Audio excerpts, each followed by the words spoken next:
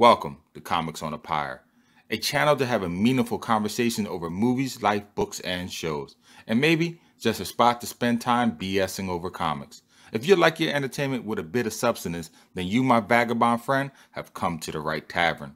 Tether your horse by the post and come right on in and warm yourself by the fire. Tap that subscribe button, and for the next few minutes, my fellow George Carlin reprobate, lend me your ear.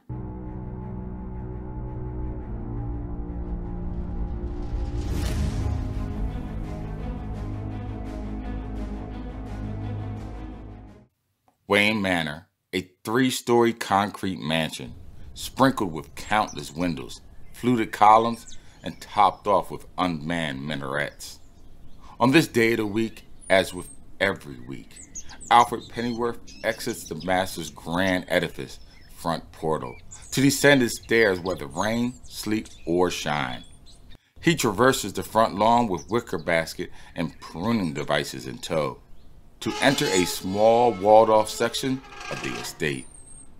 The entrance is never locked. The pathway obstructed but by a simple spearheaded cast iron fence.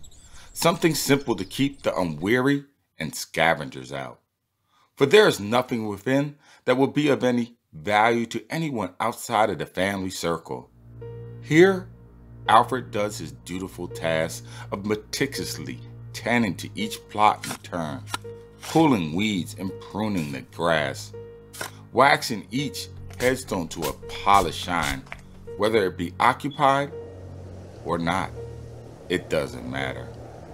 For his master is often too busy to be concerned with the dead. The living keep a hold of his attention all too much. On nights such as this, thousands crowd the streets, milling about, minding their business, unaware that they have walked into a snare until it is too late. But this mugging is of no happen chance, no roll of the dice. The victims are known to their assailants, and the punishment that they wish to deal out has long been thought out.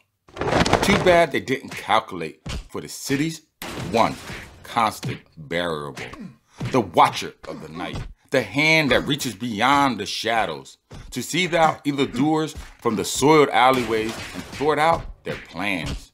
Before the assassins even know what hit them, Gotham's guardian angel descends upon them in a hail of punches and kicks, rendering each unconscious. And before a word of gratitude can be quoted from the crime scene's intended victims, the Dark Knight descends back into the night, forever vigilant for whatever this city has to offer. It doesn't take long for a neglected 911 call to come across the airway and reach his ears. The police force is understaffed and overworked, with manpower spread thin. Calls of help fall through the cracks like grains of sand that shift through the grate. With so many distress calls, no one comes running to a potential dead body crime scene when the living, those alive, command your attention. Besides, in this part of Gotham City, citizens are used to being neglected by the authorities. Officers usually come late, if they come at all, and when they do, they are usually greeted with some hostility. The Bat is welcome with scant difference. After a cursory inquiry with the building's concerned denizens, the Bat enters the apartment of 4C, occupied by Vincent William Stanek. What he finds inside takes even him aback. A formally dressed, decayed body, obviously propped on a fold-out couch, surrounded by years of Batman photos, newspaper articles, and journal write-ups. It seems as though Vincent was something of a Batman fanatic, or at least is supposed to be seen as. What further gives the scene away as stage is the meticulously manicured clean hands, maybe to wipe away flakes of skin belonging to the murderer. The sanitized sink, thoroughly cleaned to wipe away any prints.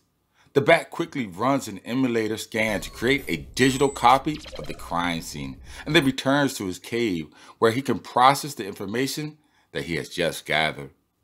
Like a pro, he opens the victim's journal, reading every entry, reenacting every possible detail, until it becomes apparent the underlying cries of help, the suggestive comments. It's all right there in front of his eyes if he only knew just where to look.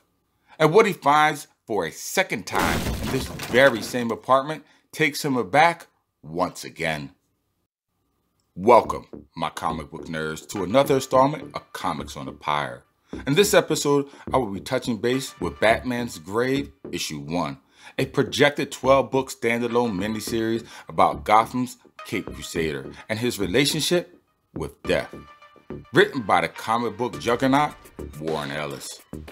This book seems a return to form for Bats, as he is thrusted into a murder mystery whodunit that is quite unique. Because unlike so many other Bat stories, this one seems not associated with a traditional Batman villain, such as the Penguin or the Joker. It just may be a good old Sherlock Holmes whodunit, where Batman will have to rely on good old detective crime-solving methods to catch the criminal. If nothing else, it should be an interesting read for those that are true detectives at heart. The one thing that really stands out in this issue for me, though, is Alfred's flippantness with Bruce. He states that he grows weary of Bruce's alter ego, of the futility of going out each and every night only to barely scratch a dent in the city's cancer he calls crime. Even stating it'd be easier just to kill them all. Wow, that seemed really out of character for me for Alfred. But it is obvious that he worries about Master Bruce for his mental health, stating the more time he spends in the heads of his victims and the more he sees their tragic life, the more of himself that dies.